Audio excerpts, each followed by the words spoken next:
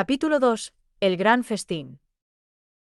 La taberna era un lugar cálido, acogedor, limpio y bien atendido. Unas esteras de junco cubrían el suelo, las mesas estaban limpias, y las barricas, las botellas y las jarras que había tras la barra, perfectamente dispuestas en filas. El fuego crepitaba en una chimenea de piedra negra limpia de hollín, calentando el gran comedor, y junto al fuego había un hombre con perilla vestido con una extravagante camisa de mangas anchas tocando un laúd. Daba igual lo que cantara, porque quedaba eclipsado por el clamor de las voces del atestado salón. El Madentide ya había acabado, y la gente de Ceunon estaba contenta. El tabernero era un hombre bajo y calvo con un delantal sucio y la frente sudada, que se movía de mesa en mesa llevando bebidas y platos de arenque ahumado. No, observó Murta, Bergend ahumado. Deben de haber comido suficiente pescado para todo el año, pensó. Se sacudió un resto de nieve de la capa y se dirigió a la única mesa que había libre junto al fuego. Nada más sentarse, el dueño se acercó. Siglin Orefson, a su servicio, señor.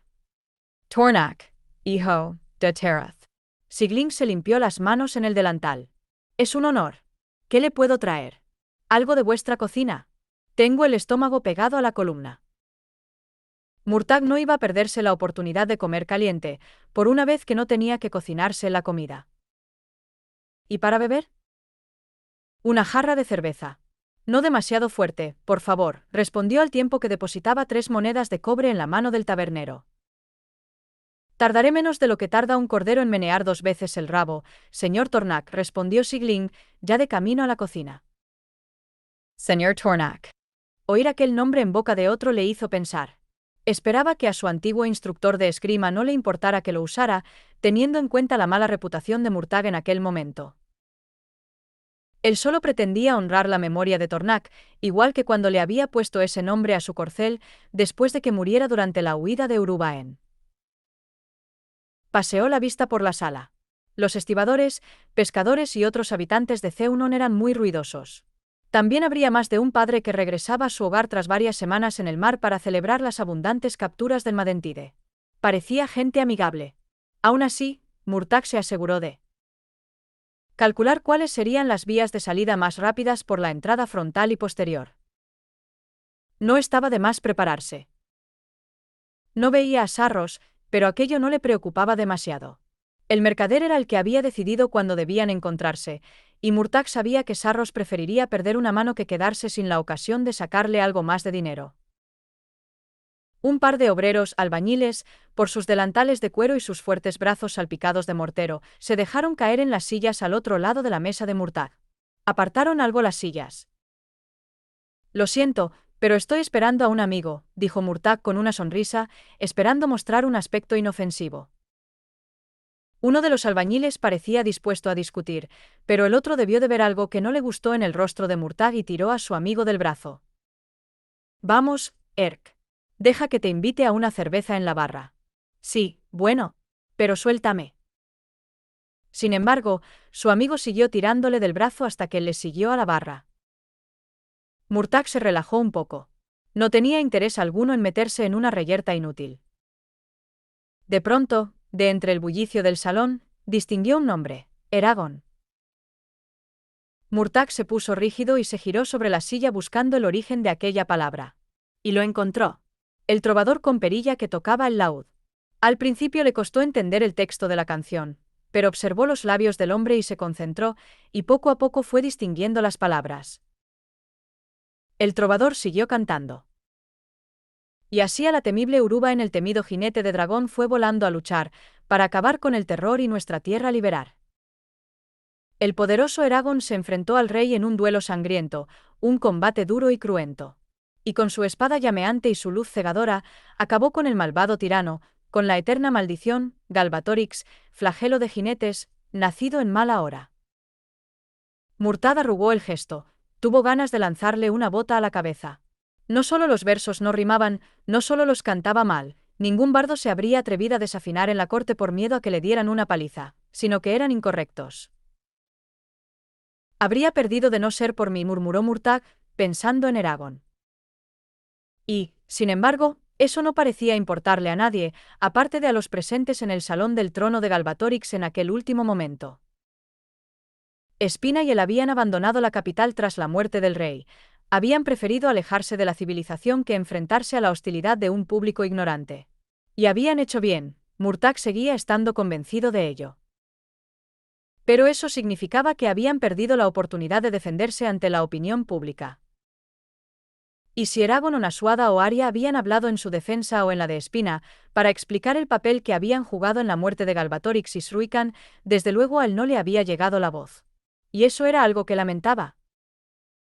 Quizás hiciera falta más tiempo para que la verdad circulara entre el pueblo llano.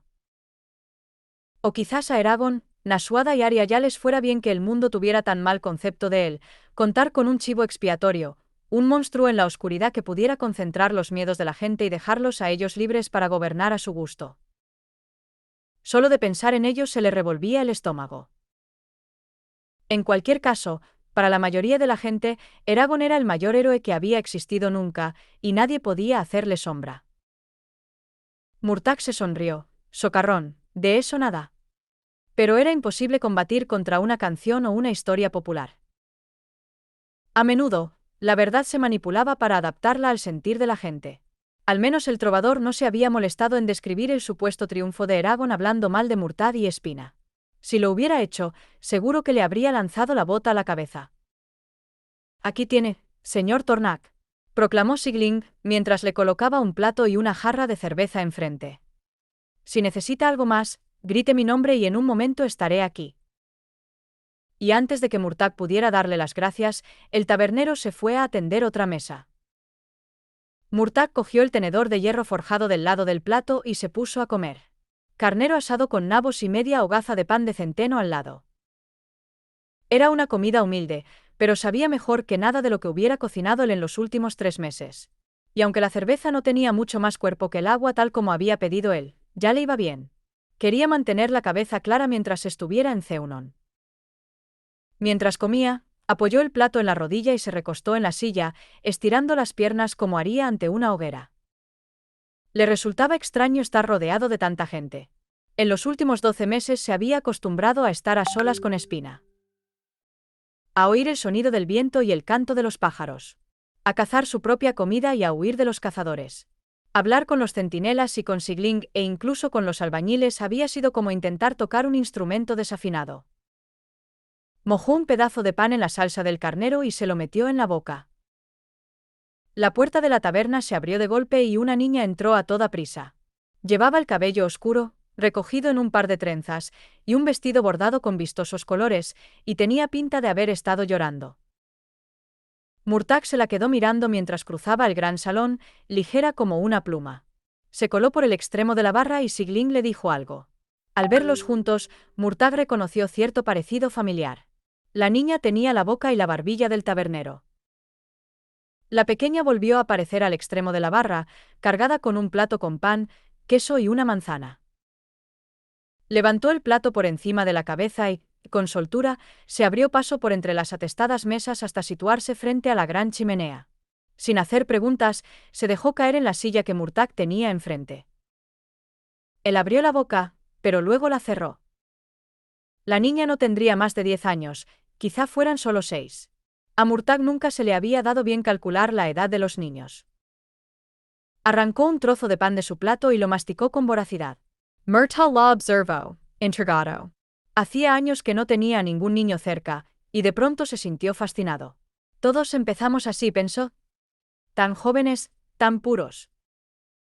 Cuando comenzó a torcerse todo. La niña parecía estar a punto de llorar otra vez. Le dio un bocado a la manzana y soltó un gruñido de frustración al notar que el rabillo se le quedaba encajado entre los dientes.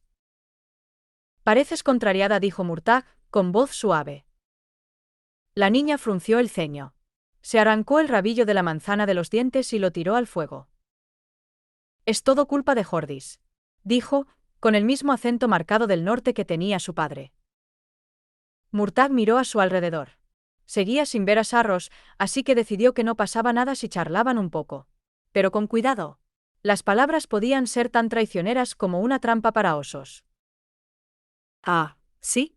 Dejó el tenedor y se giró para verla mejor. ¿Y quién es esa Jordis?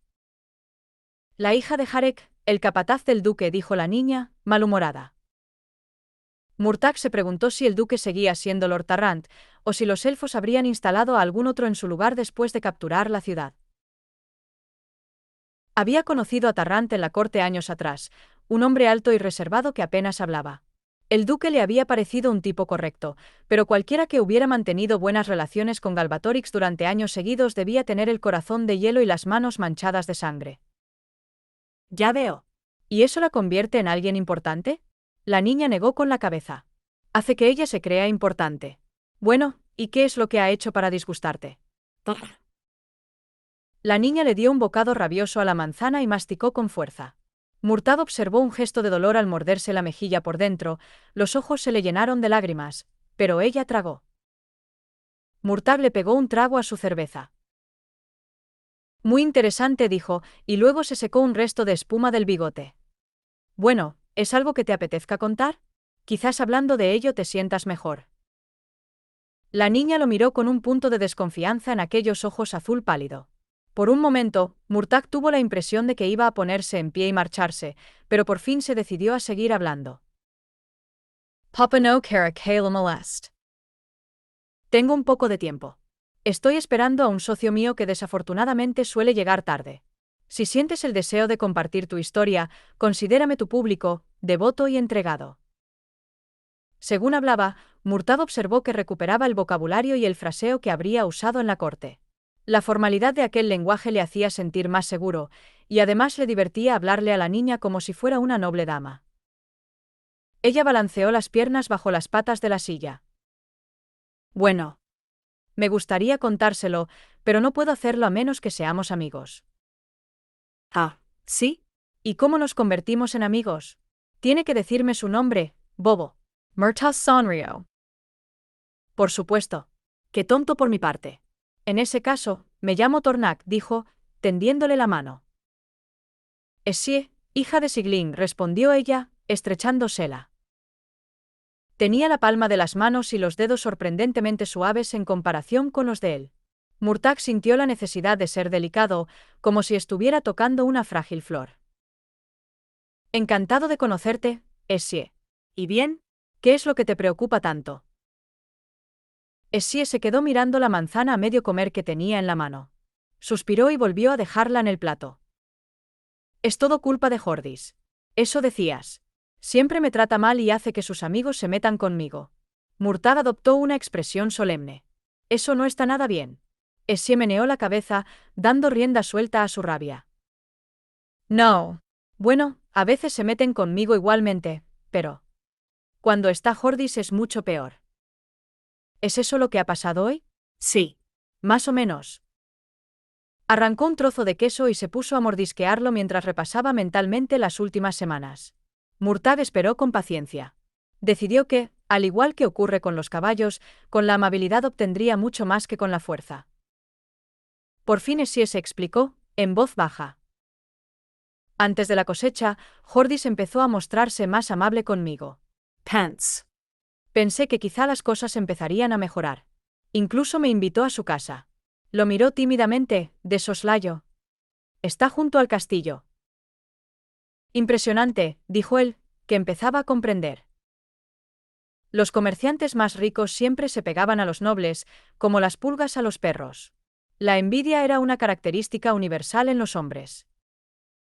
Así es, Sencio. Me dio una de sus cintas, una amarilla, y me dijo que podía asistir a su fiesta de Madentide. ¿Y fuiste? Volvió a ladear la cabeza. Era hoy, dijo. Los ojos se le llenaron de lágrimas y parpadeó furiosamente. Preocupado, Murtagh sacó un pañuelo que llevaba bajo el chaleco. Sí, viviría como una bestia, en pleno bosque, pero aún conservaba ciertas costumbres civilizadas. Toma, le dijo. La niña vaciló.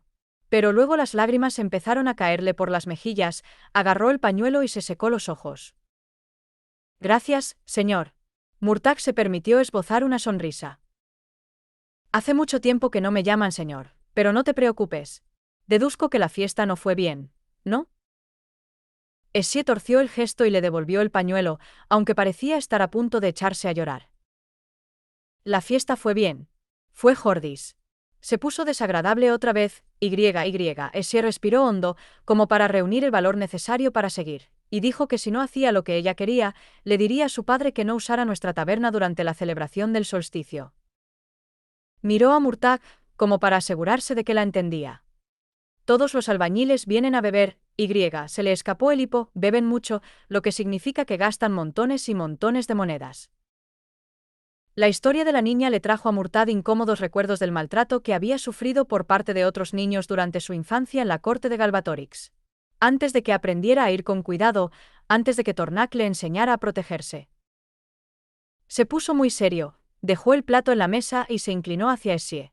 ¿Qué quería que hicieras?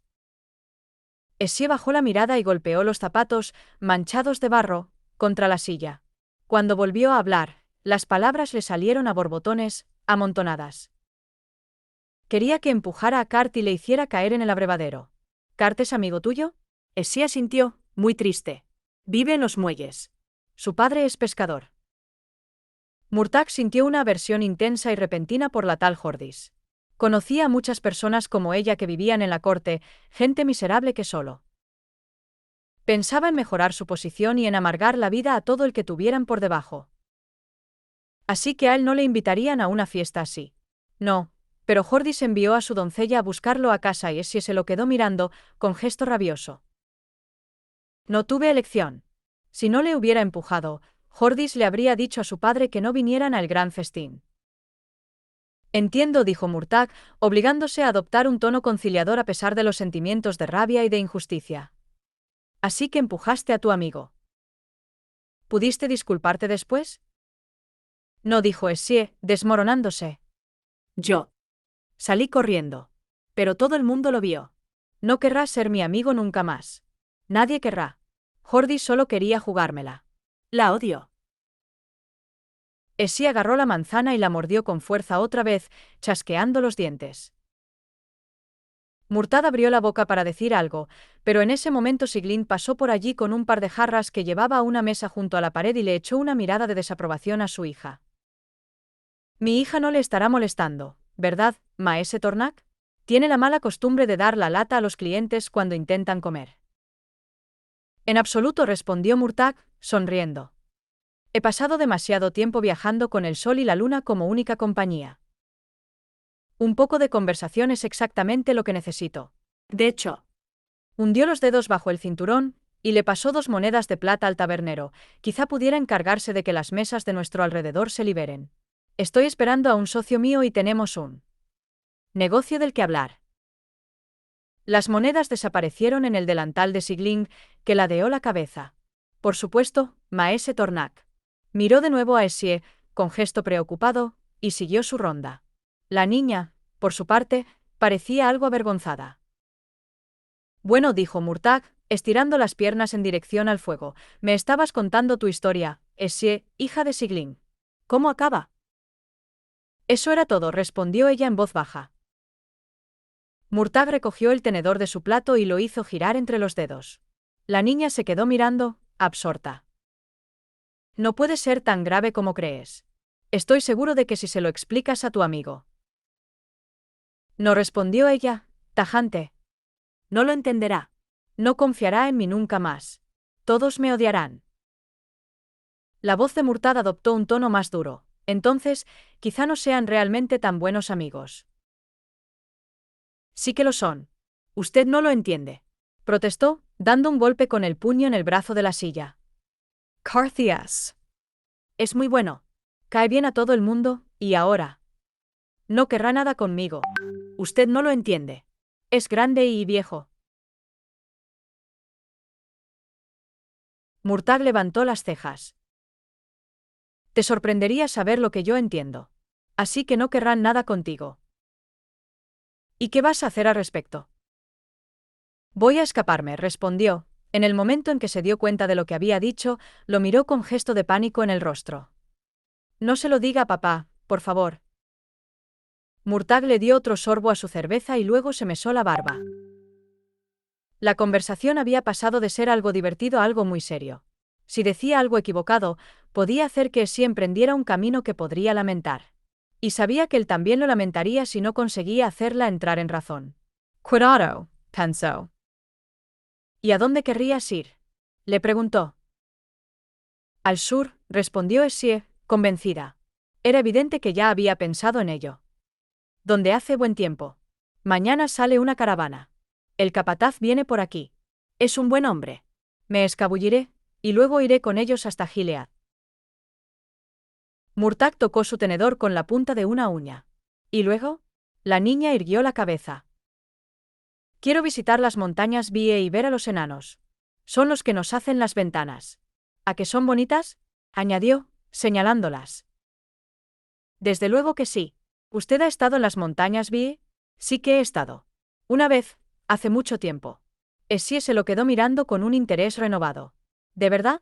¿Son tan altas como dice la gente? Tan altas que no se ven las cimas. Ella se recostó en su silla, intentando imaginárselo, casi mareada. ¡Qué maravilla! Murtagh no pudo contener una risita.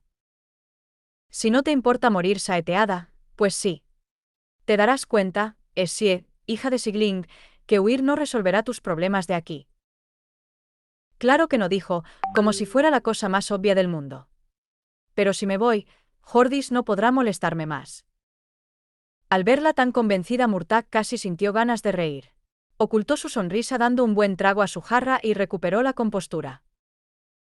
Otra opción, y no es más que una sugerencia, sería resolver el problema en lugar de huir. No tiene solución, dijo ella, empecinada. ¿Y tus padres? Estoy seguro de que te echarían terriblemente de menos. ¿De verdad quieres hacerles sufrir así? Essie se cruzó de brazos. Tienen a mi hermano, a mi hermana y a Olfa. Solo tiene 2 años, respondió, con un mohín. No me echarían de menos. Eso lo dudo sobremanera, dijo Murtagh. Además, piensa en lo que hiciste con Jordis. Ayudaste a proteger el gran festín. Si tus padres supieran el sacrificio que has hecho, estoy seguro de que se sentirían muy orgullosos. Ya. Respondió Essie, no muy convencida. Pero el problema no existiría si no fuera por mí. Yo soy el problema.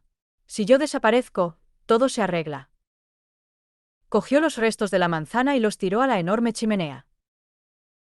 Un remolino de chispas ascendió por ella, y por encima del crepitar de los troncos se oyó el chisporroteo del agua al convertirse en vapor. Al tirar la manzana se le había subido la manga, y en la muñeca izquierda Murtagh vio una sinuosa cicatriz roja. Murtagh encogió los labios y, procurando adoptar un tono informal, preguntó. ¿Eso qué es? ¿El qué? Eso que tienes en el brazo. Essie bajó la vista y se ruborizó. Nada, masculló, bajándose la manga. ¿Puedo? Le preguntó Murtagh, con la máxima delicadeza posible, tendiéndole la mano. La niña vaciló, pero por fin asintió tímidamente y le dejó que le cogiera el brazo, apartando la cabeza mientras se le subía la manga con cuidado. La cicatriz le recorría el antebrazo hasta la altura del codo, un largo y furioso testimonio de un dolor pasado. Al verla, Murtagh sintió que se le encendían las venas, y percibió un dolor reflejo en su propia marca, la que tenía en la espalda. Le bajó la manga otra vez. Esa cicatriz. Es impresionante. Deberías estar orgullosa de ella. Essie lo miró otra vez, confundida. ¿Por qué? Es fea, y la odio. Él esbozó una sonrisa. Porque una cicatriz quiere decir que has sobrevivido. Significa que eres dura, que no pueden acabar contigo tan fácilmente. Quiere decir que has vivido. Una cicatriz es algo digno de admiración. Te equivocas, dijo Essie, ya tuteándolo, al tiempo que señalaba un tiesto con unas campanillas pintadas en la repisa de la chimenea. Tenía una larga grieta desde el borde hasta la base. Solo significa que estás rota. Ah, respondió Murtagh, en voz baja. Pero a veces, si trabajas muy duro, puedes reparar una rotura y acabas siendo más fuerte que antes.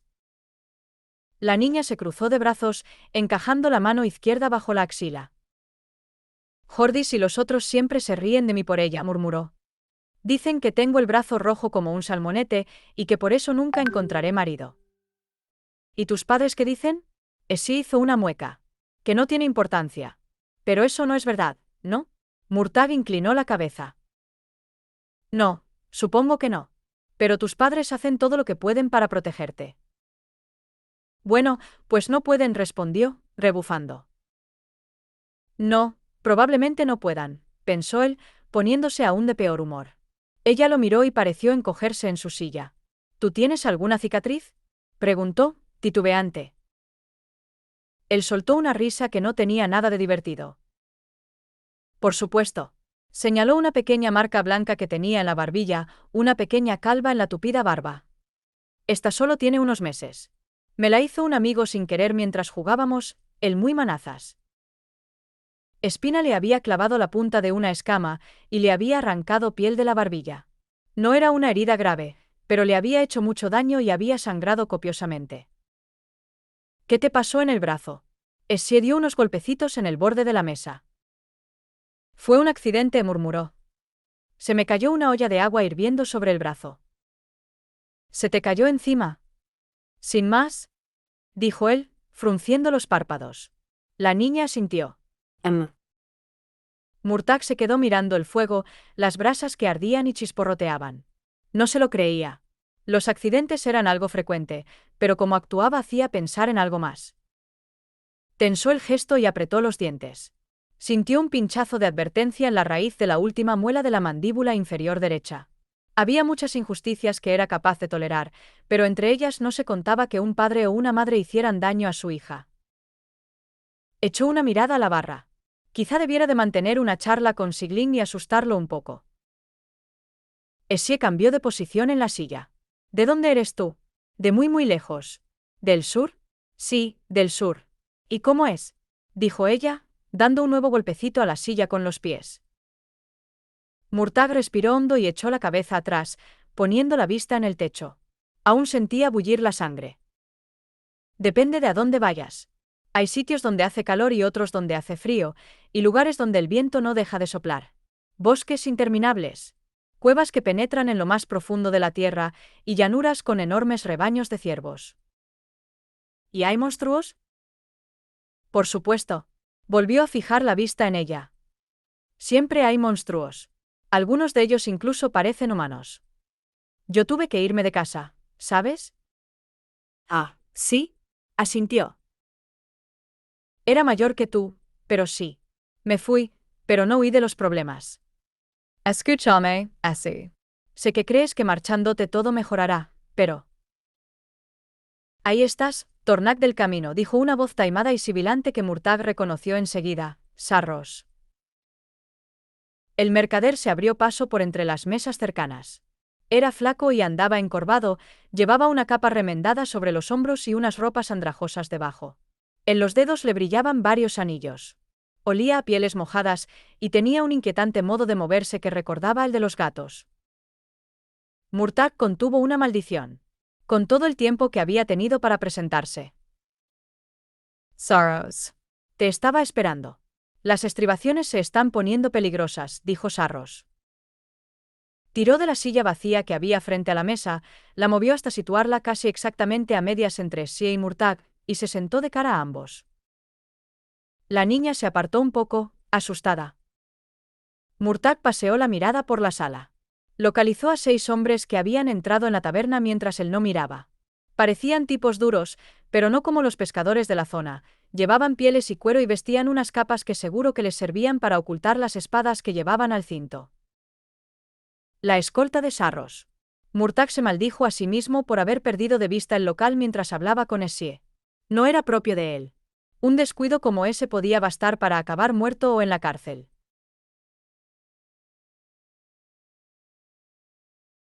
Sigling, situado junto a la barra, observaba atentamente a los recién llegados. El tabernero sacó una porra forrada de cuero y la apoyó junto al lavadero a modo de silenciosa advertencia. A pesar de las reservas de Murtagh con respecto a Sigling, tuvo que reconocer que hacía bien. Desde luego, el tipo no era tonto. Volvió a fijar la atención en Sarros, que señaló a Essie con un dedo larguirucho. Tenemos negocios que discutir. Di a la jovencita que se vaya. No, me parece que no, decidió Murtagh.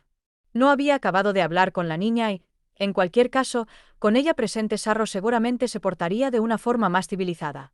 Aquel tipo era un bruto, como poco, y en el peor de los casos podía resultar directamente repugnante. Yo no tengo nada que esconder, dijo. Puede quedarse. La miró a la cara. Si te interesa, podrías aprender algo útil del mundo. Essie se encogió en su silla, pero no se fue. Saros meneó la cabeza y dejó escapar un siseo prolongado por entre los dientes. Ingenuo Trotamundos. Como desees. No discutiré, aunque quieras buscarme las cosquillas.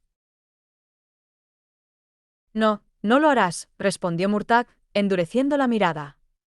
Dime, ¿qué has encontrado? Han pasado 3 meses y... Saros hizo un gesto con la mano. Sí, sí. 3 meses. Ya te lo he dicho, las estribaciones están peligrosas. Pero he oído voces de lo que buscas. No solo voces, he encontrado esto. De la cartera de cuero que llevaba al cinto, sacó un pedazo de algo que tenía el tamaño de un puño, lo dejó caer sonoramente sobre la mesa. Murtagh se inclinó hacia adelante, y Essie también. Aquel algo era un trozo de piedra, pero tenía un brillo especial, como si tuviera una brasa ardiendo en el interior. Desprendía un intenso olor sulfuroso, penetrante, como a huevos podridos. Essie la olisqueó y arrugó la nariz. Murtagh sintió una tensión en el pecho, como un resorte. Ojalá se equivocara. Esperaba que los murmullos y advertencias que había oído no significaran nada. Cuidado con las profundidades, y no pises donde el suelo está negro y frágil y el aire huele a azufre, porque en esos lugares acecha el mal. Eso les había dicho el viejo dragón Umarot a Elia Espina durante su autoimpuesto exilio. Murtagh había rezado para que Umarot se equivocara, para que no hubiera ningún peligro nuevo acechando en las regiones no pobladas. No tenía que haber cuestionado la sabiduría de un dragón de la edad de Umarot. Sin dejar de mirar a la roca, preguntó, ¿qué es eso exactamente? Saros se encogió de hombros. Lo único que tengo son sospechas, pero tú buscabas algo inusual, algo fuera de lugar, y eso no encaja en la normalidad. ¿Había más o...? Saros asintió. Eso me han contado. Todo un campo cubierto de piedras. La presión que sentía Murtagh en el pecho aumentó. ¿Negras y quemadas? Como marcadas por el fuego, pero sin ningún rastro de llama o humo. ¿De dónde es? Preguntó Essie. Saros sonrió y la niña se encogió un poco. Al igual que muchos de los jinetes de las llanuras del centro de Alagaesia, Saros tenía los dientes limados en punta. Bueno, ese es el quid de la cuestión, jovencita. Murtagh se dispuso a coger la roca, pero Saros dejó caer la mano sobre el brillante mineral, envolviéndolo con los dedos. No dejó. Primero, el dinero, trotamundos. Con cara de fastidio, Murtagh sacó de debajo de la pesada capa una pequeña bolsita de cuero que emitió un tintineo metálico al ponerla sobre la mesa. Saros sonrió. Tiró del cordón de la bolsita, dejando a la vista unas brillantes monedas de oro. Essie cogió aire de golpe. Murtagh dudaba de que hubiera visto nunca una corona entera. La mitad ahora, dijo. Y el resto cuando me digas dónde has encontrado eso, añadió, dando un golpecito sobre la roca con la punta de un dedo. Saros emitió un extraño sonido ahogado. Se reía. Y luego dijo. Oh, no, Trotamundos. Desde luego que no. Yo creo que deberías darnos el resto de tu dinero, y quizás entonces te permitamos conservar la cabeza. Al otro lado del comedor, los hombres vestidos con pieles deslizaron las manos por debajo de las capas, y Murtagh vio el mango de sus espadas medio escondidas bajo la tela. Más que una sorpresa, fue una decepción. ¿De verdad Saros estaba rompiendo el trato por pura codicia? ¡Qué vulgar! Essie vio las espadas y abrió los ojos como platos. ¡Maldición! Antes de que Murtagh pudiera intervenir, la niña se echó adelante y quiso gritar, pero Saros sacó un cuchillo fino y se lo puso contra la garganta. Quieta, jovencita, o te rebano el cuello de lado a lado.